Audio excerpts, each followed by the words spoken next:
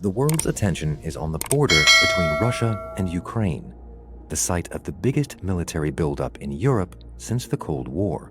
Russia has already annexed Crimea, part of Ukrainian territory, and plunged Donbass in Ukraine's southeast into a separate conflict.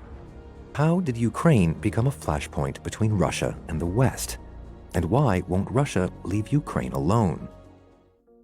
Vladimir Putin is determined to keep Ukraine in Russia's orbit and keep it out of alliances with others. Putin says that Russians and Ukrainians are one people and has claimed that Ukraine isn't a state. Russia and Ukraine do have a shared ancestry. A union between Moscow and Kiev in the 17th century formed the base of the Russian Empire.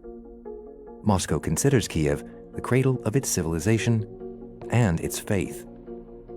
Over the centuries since, the two countries have been intimately connected.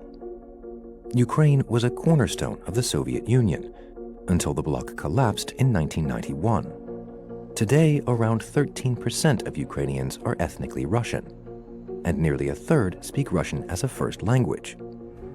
But despite these ties, recent events are turning many Ukrainians against Russia.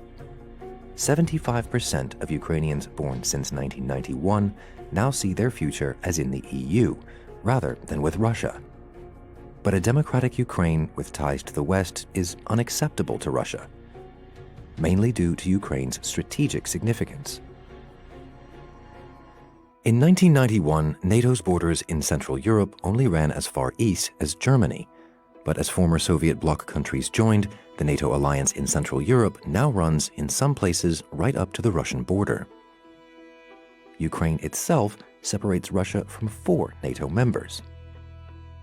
Putin portrays himself as Russia's defender against a failing West. Western-style democracy can't be allowed to contrast favorably against his rule. A successful democracy next door might lead people to demand the same thing at home.